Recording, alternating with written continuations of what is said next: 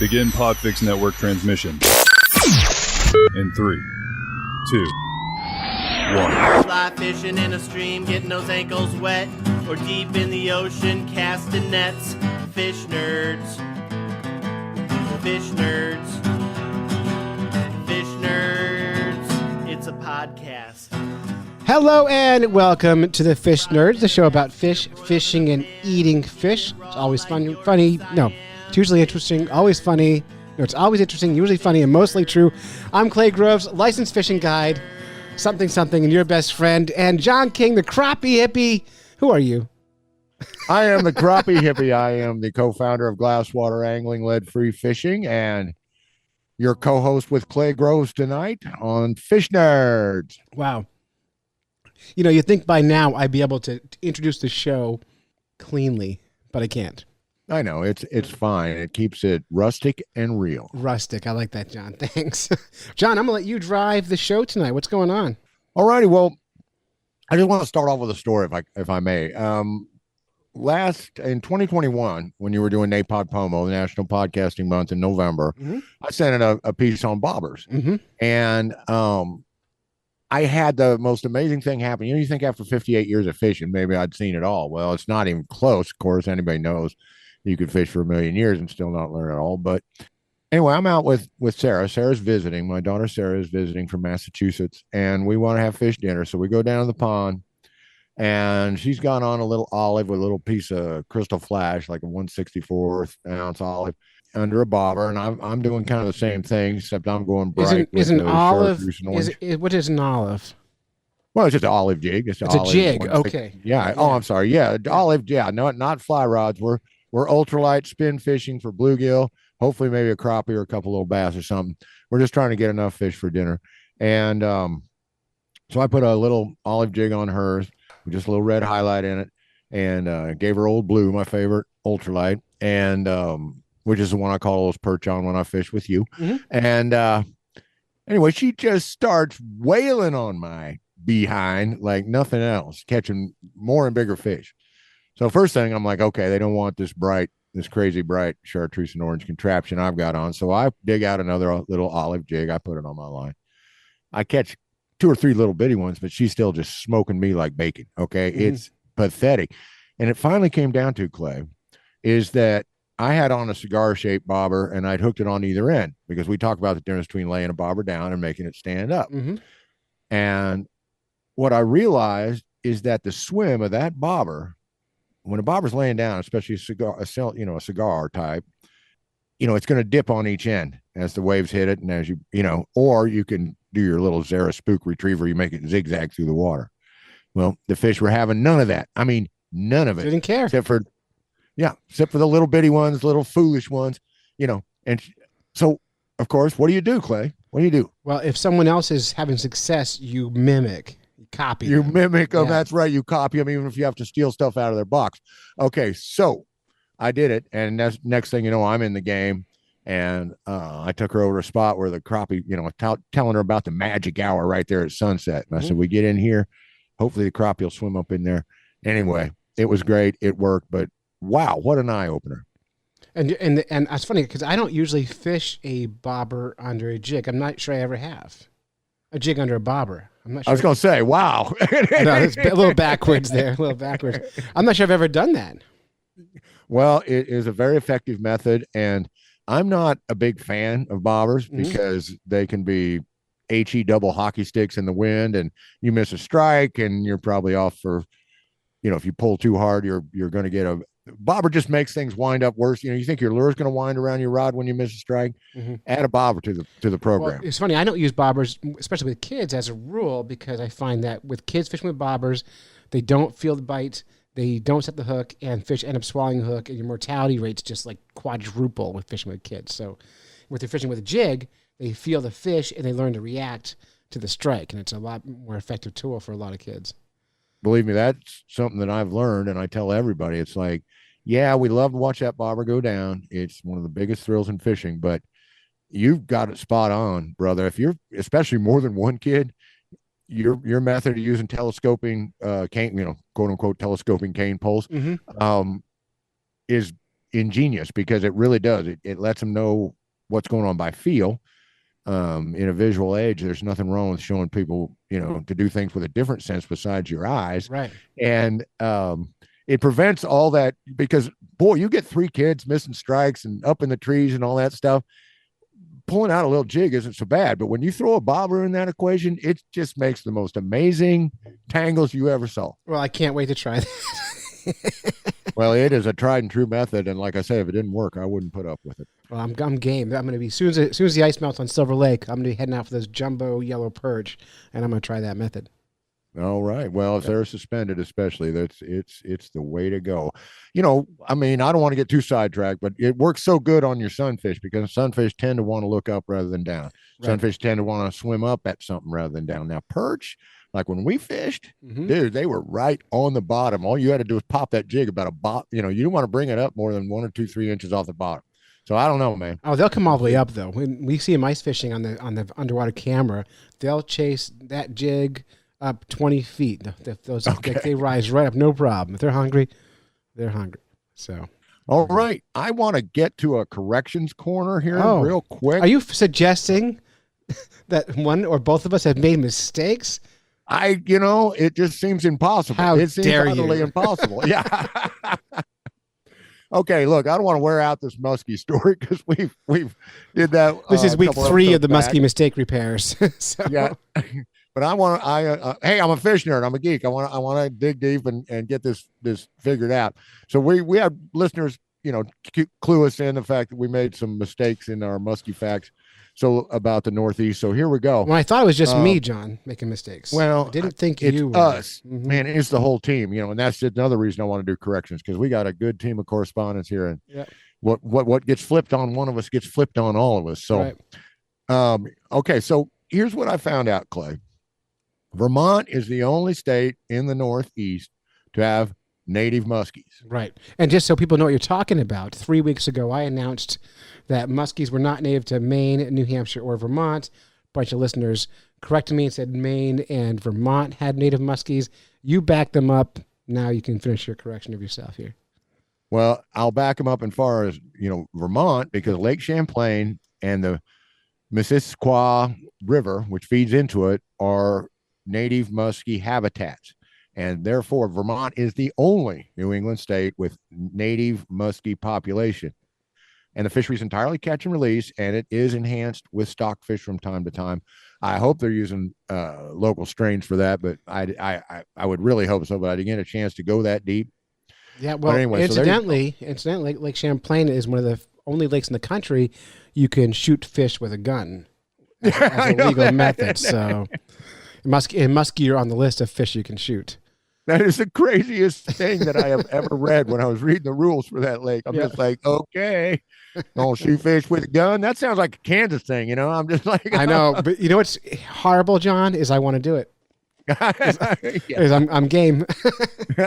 we all are attracted by certain horrible things. Yeah, we're not going to catch and release them on that day. Yeah, they're not going to be catching. That's what I don't know why. If you're fishing in Lake Champlain in the Missisquoi River, you can't shoot them with a gun because that fishery is designated catch and release. Right.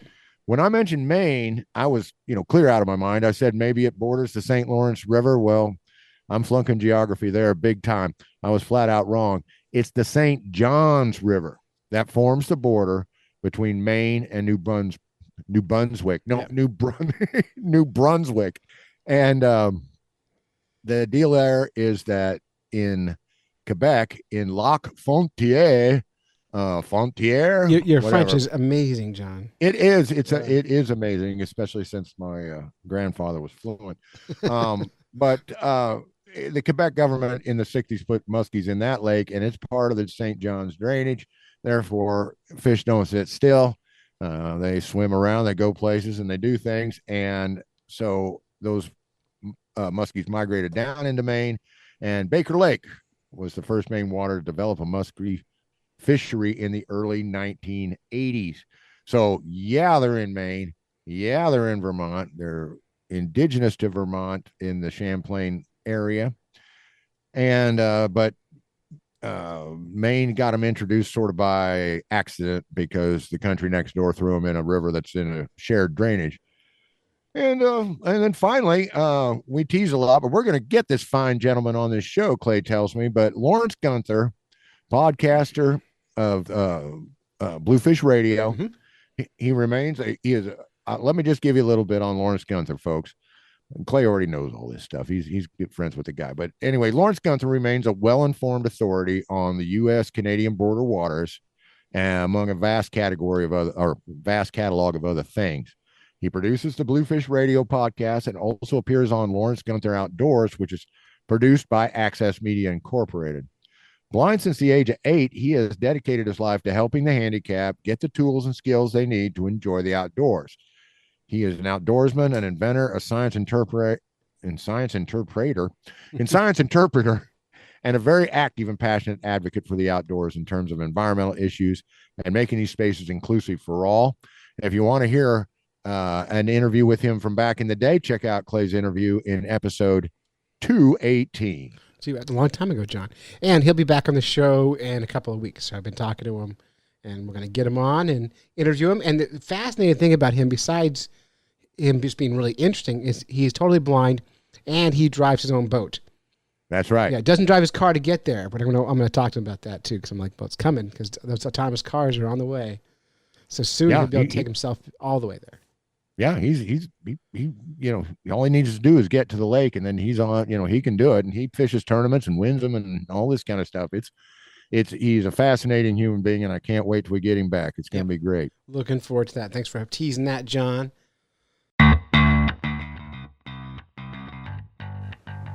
Hey everybody, Crappie Hippie here, your tree-hugging redneck from eastern Kansas, and I am so excited today because I've got two beautiful young ladies with me, and we're going to talk about some fish recipes that we particularly enjoy. I got my beautiful wife Kathy and my lovely daughter Sarah here. We're all three chefs of experience cooking all kinds of things, and we thought we'd put our 2 cents in on some fish recipes because this show runs a little lean on eating fish aspect of our slogan. So with it being late winter up north and already spring down south, and then the whole rest of us in between somewhere, we've come up with some recipes, different temperatures, different comfort food needs and levels, and we're going to give them to you right now. All right, let's start off with Kathy. She's got a great recipe. We used to serve this in our restaurant. It's a summertime favorite, springtime favorite, as soon as you can start getting the greens and the vegetables that require it. Anyway, it's absolutely fantastic. Kathy? All right, this is one of my favorite salads that can be eaten cold or at room temperature. Of course, I'll give a little bit of variations on it, but it's basically starts with 2 ears of fresh corn cut off the cob. If you don't have fresh corn, you can use frozen corn, approximately half of a pound bag, a thawed, 1/2 red onion chopped, 1 English cucumber chopped. If you don't have an English cucumber, you can use a regular cucumber. I would peel it, at least half of it peeled and the seeds removed.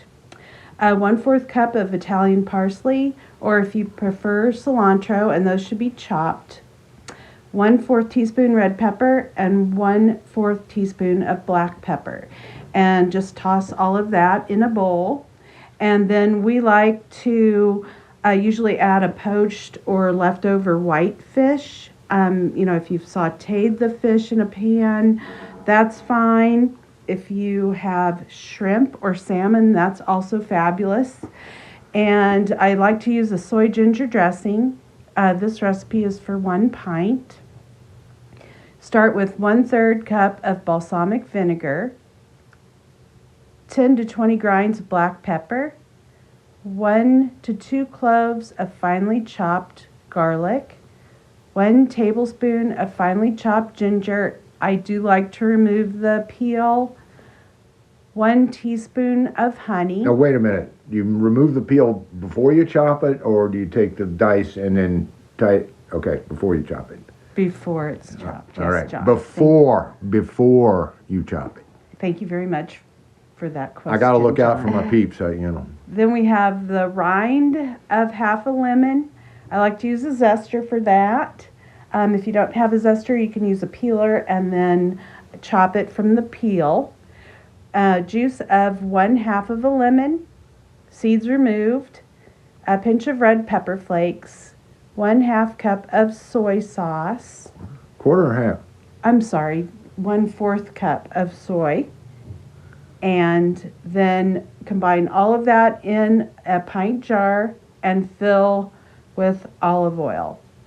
And that keeps really well in the fridge for, a month or two anyway, as long as your fridge is nice and cold.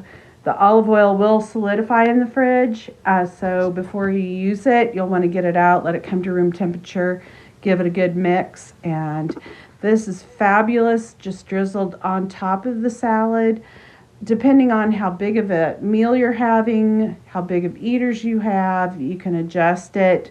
I would say that the amount I've given here, using about 4 to 6 ounces of fish on the vegetables, would feed 2 to 3 people for a nice meal. Okay, so that's great. So we're talking about like the whitefish, we're talking the crappie, bluegill, walleye, black bass, white bass, something like that. But the thing I love about this recipe is it also works with the salmon, trout, fish like that, right? Yes, and you could also even use canned fish if you want. Absolutely. I mean, don't gasp and don't freak out. I mean, we're talking, good canned fish. It's sometimes you just got to get dinner done, right? And sometimes, you live or in a situation where you can't get exactly what the people on TV use. This is really good. I assume tuna fish would be outstanding in this. Wonderful. And, of course, a nice canned salmon, just pick out all the skin and the bones and this and just put the chunks in there. So anyway, I'm asking questions like I've never made this before. I've done it a bunch of times and it's fabulous every time, whether you use the shrimp, the salmon, the crappie, the sea bass, the black bass, whatever you put on it. This is a great salad that you can just have it by itself, but if you want to turn it into a fish dish, follow Kathy's recipe and you will be happy every time. All right, up next is Sarah King, my daughter. She lives in central Massachusetts, and she is in a roommate situation where they come and go and do their thing as they please. They eat together sometimes, and they eat apart most of the time. So tell us one of your favorite fish dishes when you come home and what you do. I cook everything about the same way. So this is going to be a lot more simple than the fancy, fun, and delicious food my mom was talking about. But hey, simple is good. There's nothing wrong with simple. Let's eat. Very straightforward. I turn my oven up really high to like 400 or 425 degrees, and I get my cast iron out and put a little bit of olive oil in it, and then chop up whatever vegetables I'm going to use, potatoes, Brussels sprouts, onions, broccoli, cauliflower, any of it. Toss that in the cast iron pan and put that in the oven once it's preheated for like 20 to 25 minutes. And then I just throw in whatever fish I'm going to have on top and let it finish for however long it takes the fish to be done. And the cast iron's hot enough that the steam from the veggies keeps the fish really moist and not dried out, and cooks it really fast in a nice way. And usually I can eat the whole thing, but it also saves well for leftovers. Well, fantastic. And that is people's number one complaint with the baked fish is that, it dries out. But it's an ingenious method. It has a great cooking duration that keeps the fish moist. Plus, you've got some backup there with all the moisture from the veggies. I've had this more than once. And you can drizzle some soy ginger dressing over the top of it. Yeah, and you can extra finish good. it in so many different ways, just like with lemon or just salt and pepper is usually what I do. But, if you're using Korean, gochujang is that really yummy Korean chili paste that's so good. So you can make it more complicated by what you top it with, for sure. Awesome. Thank you, sweetness. All right, now it's my turn. Now, up north, we know that everybody likes to have some potato soup in the wintertime. And potato soup is one of the greatest things you can make because you can make it with cream, you can make it with milk, you can make it with evaporated milk. You can do a vegetarian version with a vegetable stock. You can do a clear version for people that are dairy intolerant with a chicken stock. You can make a vegan version if you want. It's all good. So basically, make the potato soup base you like. The one I like the best is just the good old traditional one. little olive oil, little butter into a Dutch oven, say about a 5-quart Dutch oven. Throw in half a diced onion, 2-3 ribs of chopped celery, 3-4 medium-sized carrots, chopped up any way you like them. I don't care, dice, disc, or do that thing where you roll them over and make the little chunks. That's up to you.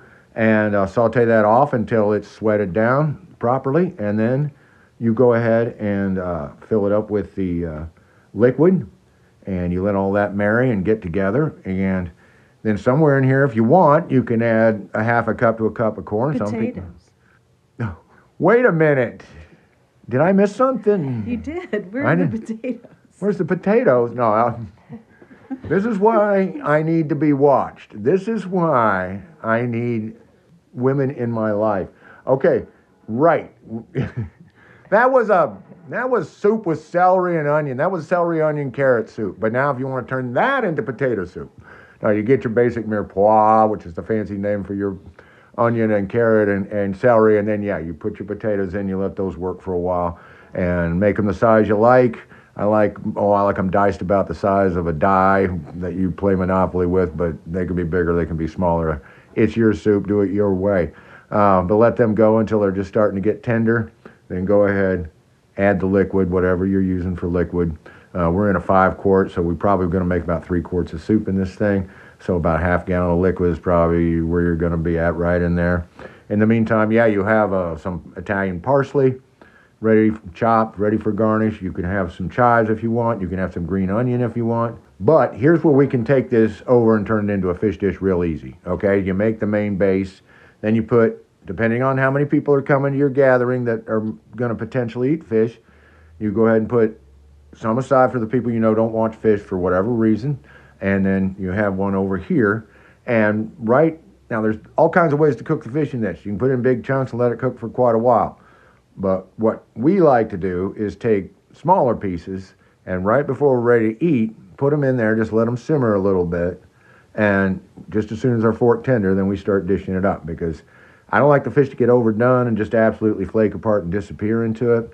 Kathy doesn't like it to get, super, super fishy, because the fish have been in there simmering all day. So we're kind of in accord on how we want this to taste and how we want the texture to go. Now, I don't care whether you're putting fish in it or not. Here's how I like to finish it off, with a big blob or slice of butter right on top, little salt, and a little black pepper. Now, I don't much care to put onion and chives and stuff like that on fish, so I'm not going to finish it that way. But if I have it without the fish, of course, I'm going to go ahead and do that, because it's just a natural. However, whatever the presentation, I enjoy finishing it up with a shot of Italian parsley. It makes it look pretty, and it has that nice freshness, just a nice little element to all that richness, to have that nice fresh shot there on at the end. So you can kind of gauge your serving size. I don't do more than 2 ounces, 3 ounces at the very most. I mean, how much fish do you want in this? But 2 ounces, 3 ounces per person at the most.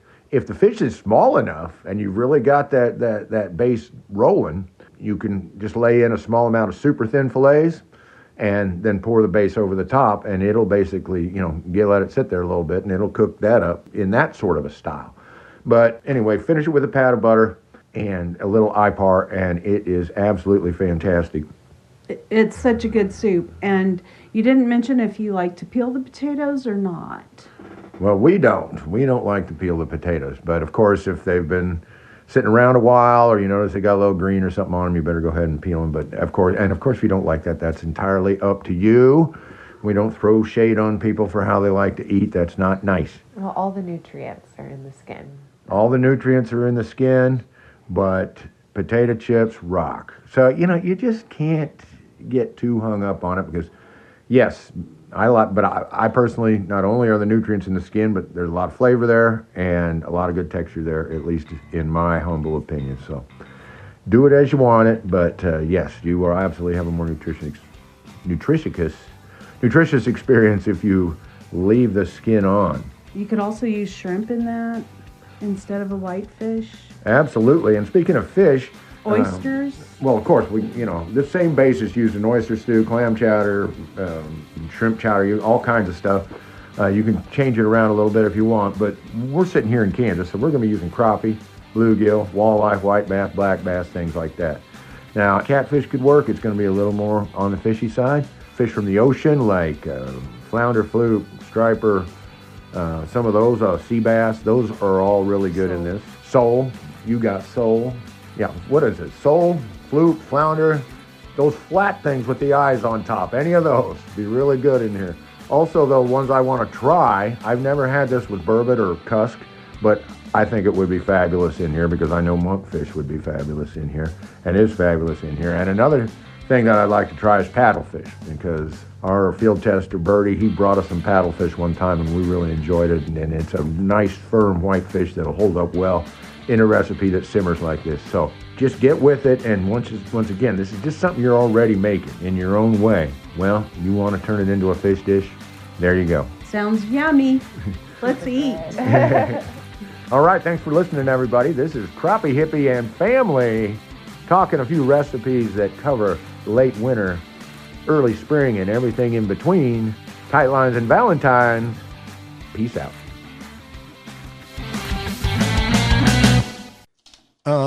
All right.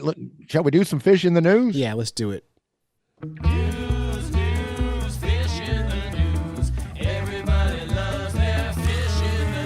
All right, couple stories here, John. You can take the first one. Clay, John, you know what an indicator taxa is? An indicator taxa. Well, if you're fishing, an indicator is a bobber. So an indicator taxa is a indicator of it that there's a taxonomy happening nearby. Yep, I'm gonna stay with that answer. It's well, not too much. I mean, it is. Okay, you got it. I mean, it is. Indicator taxa are species or higher taxonomic groups whose parameters such as density, presence or absence, or infant survivorship are used as proxy measures of ecosystem conditions. Yeah, that's a lot of science talk, but I'm trying to impress Doc and Amy and people that really know what I'm talking about, unlike me. But it's an indicator species. So if we see a lot of this species or that species, we can kind of extrapolate out that this body of water is doing okay, or maybe if they're not there or certain segments of their population are not in place, then we are maybe in trouble, or maybe we need to look at this body of water from a closer conservation standpoint. And I got this little article here from the University of Helsinki, which is in the non-existent Finland. Right. And Finnish listeners, don't get mad at me. We had a funny, Clay did a funny story about the non-existence of Finland. It doesn't exist, John. I've proven it. Finland proven. Is a water body. And anyone who claims to be from Finland is from Sweden. I talked to a Swede who pretended he was from Finland on this show. You can listen back and find out. So.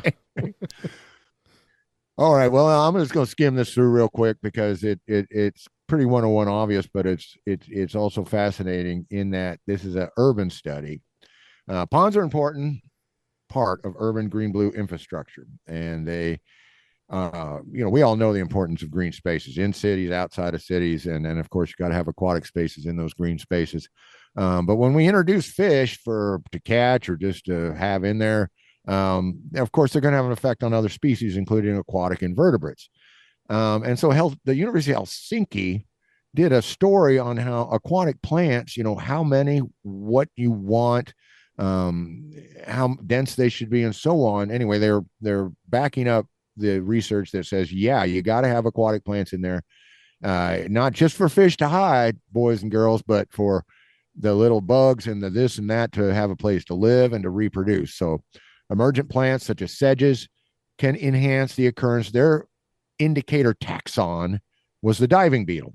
And so they were talking about plants like that grow on the edge in the riparian zone or just in the water right next to the riparian zone to increase biodiversity. Now, we all know bulrushes, cattails, one of my favorites, and of course sedges. I'm not sure in Europe what that exactly amounts to, but I'm sure it's a plant real similar. You just got to have these in there.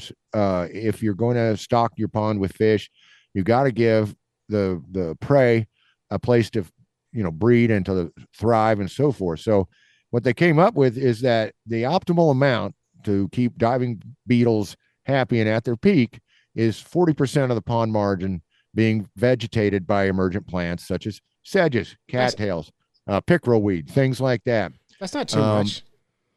Yeah, it's less than half, and they say it's important not to overcrowd because you got to leave some open water for things like caddis and mayflies and stuff that do a lot of their work out in the open, and I apparently use different sort of environments. We've got different things like mayflies and such that down in the mud and this kind of thing, and then crawl up on the stalks of cattails and sedges and rushes and things like that. So anyway, this great study was interesting. We'll throw a link in the show notes. Just saying, let's not manicure these urban ponds until they just look like a pool of pond water with no plants, no nothing. Now, there are people who think that's a remarkable aesthetic, but I think it's bull cookies because you got to know, and this is the point. It's like we've got to leave these plants in here so people can appreciate the plants, what they're doing for the bugs, but for you and me. This is what we need to, people. This is what you want to see. See these plants as beautiful. Don't see a barren pond. It's just a pool of reflecting water as some sort of problem. You know what I mean? Yep. I think you're right. So, John, I was fishing with Dave Kellum in Concord, New Hampshire, an urban pond. And it had no plants around it whatsoever. It was mowed right to the edge. And it had bass in it and bluegill and stuff, but no place for animals to hide. And I was watching a kid, like a 10-year-old kid, and he was getting bait in a leaf litter in the shallows because there was no plants around. And he would just grab a handful of dead leaves that were in the water, pull them out, dump them on the shoreline. It was full of all your beetles, and it had the baby bluegills in it because they were hiding where they could, not in the optimal place. And he was able to hand fish all these things out of there. So it matters. Oh, it absolutely matters. And I'm going to leave the listeners to read this. I don't want to get into all these details about, if fish are or aren't present and what happens with these diving beetles. But the overall point is something that Amy taught me a long time ago, is that if you do not have a healthy and diverse environment in your pond, then you are going to have trouble keeping up with what you want in terms of fish size, fish numbers, and so on. You can't just do that quick fix of, let's just keep dumping fish in there. If you want to create a sustainable system, leave those plants. Well, all right. Thank you, John. All right, what you got? I got a very short one, and I'm doing this one. I love this one. So in my day job, I'm a DJ on the radio. I do the morning news. Yesterday morning, so March 6th, this came in I got a press release from this, and I was able to get my news up before any major news channel picked the story up. So I was one of the first people in the country to report on this breaking news. And the only reason I used it is because it's so funny. That's it. But then it appeared on CNN, NBC, MSNBC, Fox News, late night TV talk shows hosts will be talking about it. But I had it first yesterday morning at 6 a.m. Scientists in Florida found a 214-year-old mollusk, and they, like just a clam. And John, how do you measure how old a clam is? Ridge count? Yeah, same as you would with a tree cookie. You count the layers on the shells, right? So It turns out this clam is 214 years old, based on that, which means it's been alive since 1809. Who was president? Wait, what president was born in 1809? Abraham Lincoln. Abraham Lincoln. So what do you think they named the clam? Aber-Clam Lincoln. Aber-Clam Lincoln. Aber-Clam, yeah. That is so cool. He was born in the same year. The Gulf Specimen Marine Laboratory said an AmeriCorps member named Blaine, no last name given, found it while walking with his family. And it's an ocean quahog, and they often live more than 200 years. So it's not an anomaly to find a 200-year-old clam, but the fact that they named it Aber-Clam Lincoln made it news. So just by being clever in your blog post, You can make national news. Aber-Clam Lincoln. Incidentally, Aber-Clam Lincoln was released back into the wild, so he is. That's fantastic. He is out, That's he's fantastic. emancipating the ocean now. Exactly. Four score and 7 seas ago.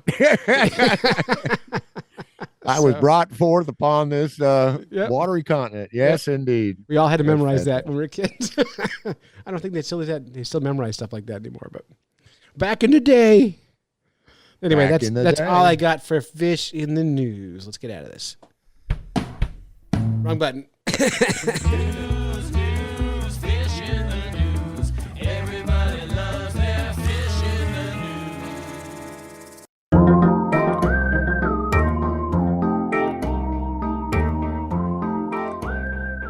All right, I am really, really stoked to get into this next segment now on the show.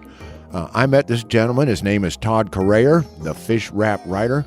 Through Tim Beat, my former partner on the Lure Love podcast, they got to fish together up in Lake of the Woods, and Todd got a hold of me, and we talked a little bit, and then he did an article on glasswater angling, and we sure appreciate that because, you see, Todd is an outdoor writer, and he writes for 7-8 papers there in the Rhode Island, Connecticut, Massachusetts area.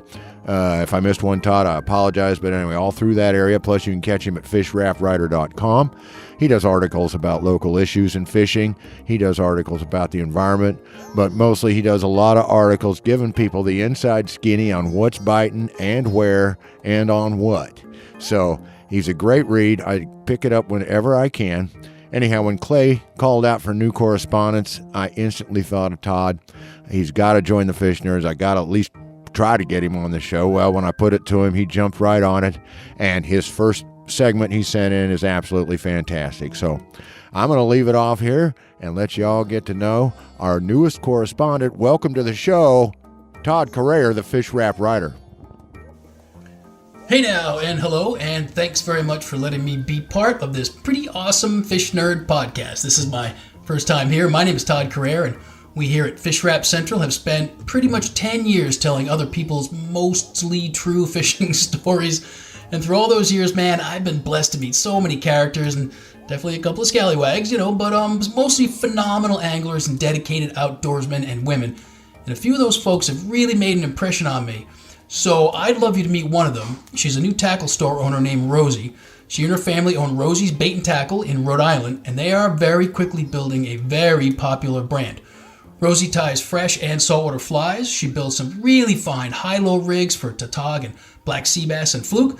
She custom builds inshore, surf, and fly rods with her father, Hugh. And somehow Rosie still finds time to paint the coolest looking quahog shells in mahi-mahi and tautog patterns.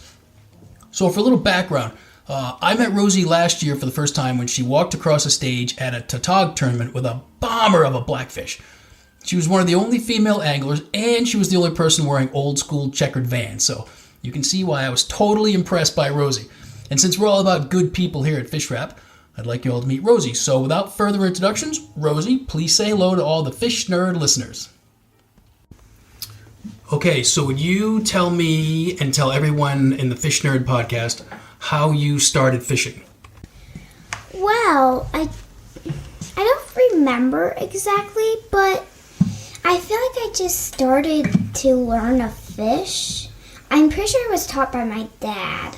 One of the first times I went fishing, I was on a pier in Portland, Maine, and I was fishing for mackerel. And when they were flopping around, I thought they were dancing, and I danced around with them. Okay, so I know that you tie some flies and build some rods. So can you tell me what you are doing with Rosie's Bait and Tackle? Well, what I do in the bait and tackle shop is tying flies and building rods. For flies, I do all sorts of things. A few of my favorites are clouser minnows and cinderworms. And for freshwater, I do woolly boogers and egg patterns. So for the rods, I can make all sorts of things. For the kinds of rods that we're making, we've mostly made surf rods and offshore and spinning. Did you make some fly rods too? Yes, we've made fly rods as well. Can you tell me some of the names of the rods you've made already? Like, for instance, I've made myself my own kind of rod called the Rainbow Rose. The reason that I name most of my rods after flowers is because, well, this bait and tackle shop is called Rosie'S Bait and Tackle.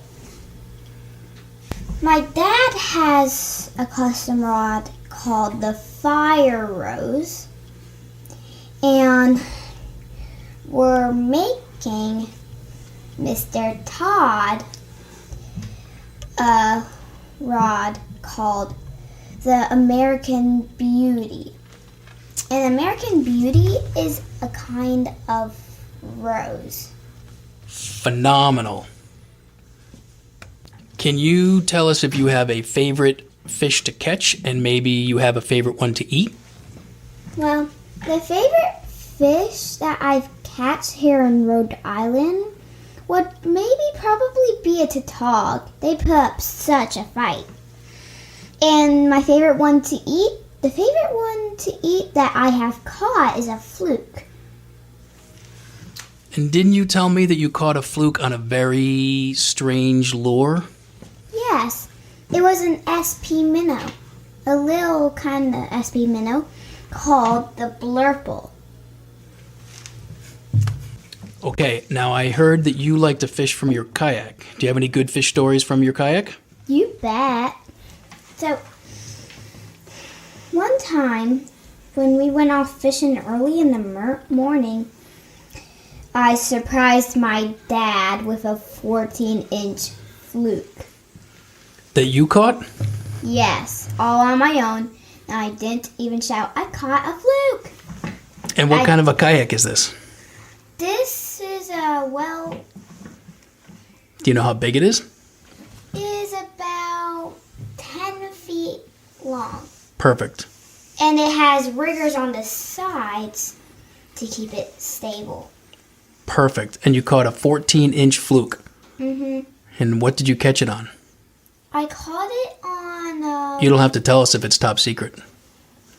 Well, it is kind of an awesome trick. So, I caught it on a little minnow jig. And that worked. And we were doing... Were you jigging for it? Yeah. So, I dropped the line down to the bottom of the whatever it is in, where water is in. Okay, right down to the sand. I just twitch it up. And whammo. And then bam, it just hooked on. Fantastic. Can you just tell me again about what rods you're building right now for your customers? Well, we're almost done with the American Beauty, and we're going to make a rod for Is this the one that you're gonna donate maybe? Yeah. Okay. Gonna donate.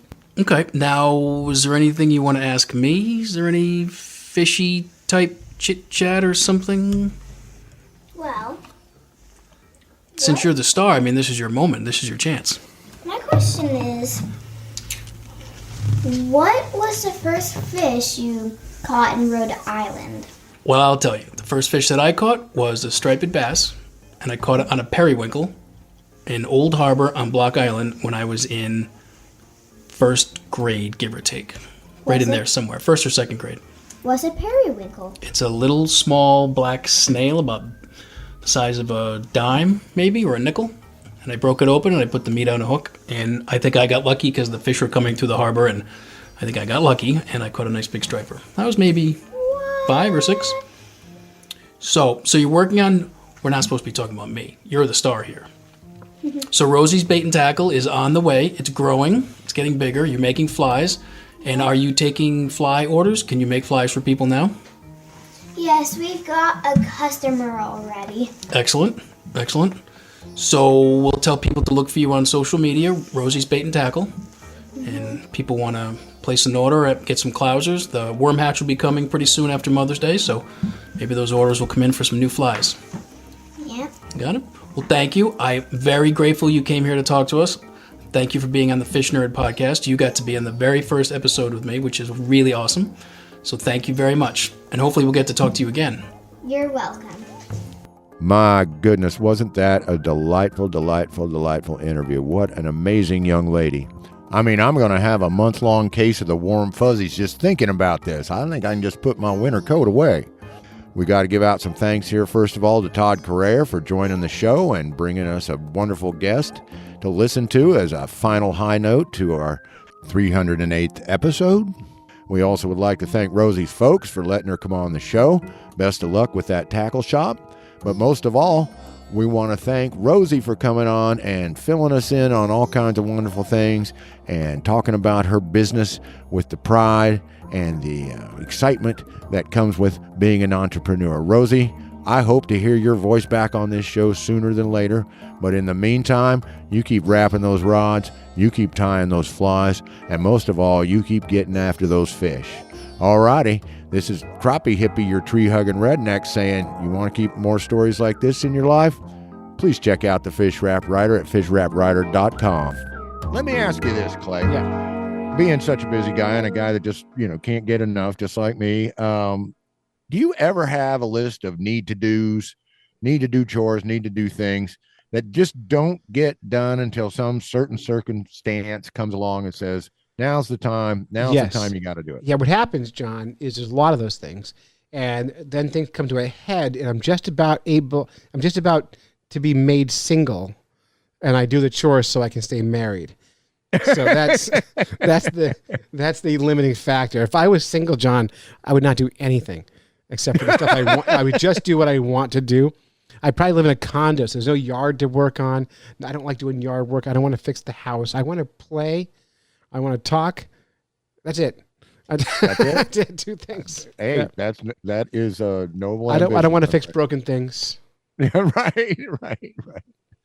Well, I just want to do a quick update on glasswater because I have this wonderful account with the Maine Audubon Society, and wonderful young lady there, Laura Williams. She's their biologist, and they order stuff from me for their tackle exchanges, and they've been increasing their order every year. Well, originally I just sent in the stuff in kind of a bulk pack where I put in the jig heads and then write on a slip of paper, this is what they are, and out the door they go.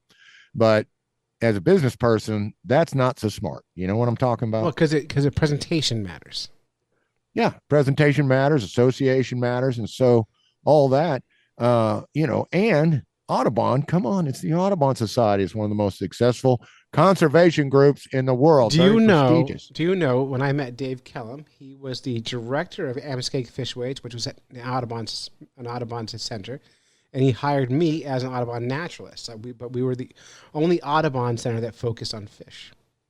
Wow, that's fantastic. Yeah. So you kind of had my friend Laura's job in a way. Yeah, that's awesome. Well, anyway, it just all dawned on me. These are such great folks. And I'm like, hey, you're showing up, to the Audubon situation, basically dressed in your work pants. You need to class it up. You need to dress it up. Where are your Carhartts? Yeah. Well, put on the clean Carhartts and, show up looking a little bit presentable. So I just locked down and, I've been fiddling around what kind of name for the jig heads. And anyway, I branded everything. I made art for everything. I made header cards and backer cards and this kind of stuff. So, my jig heads are now Biz Jig, bismuth alloy jig heads.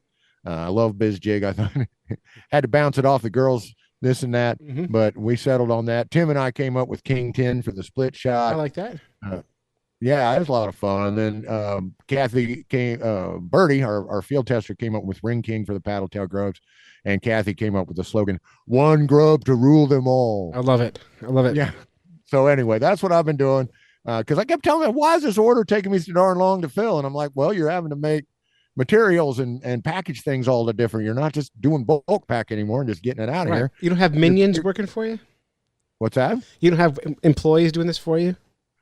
Well, what do you mean? Inside my head or out of my head?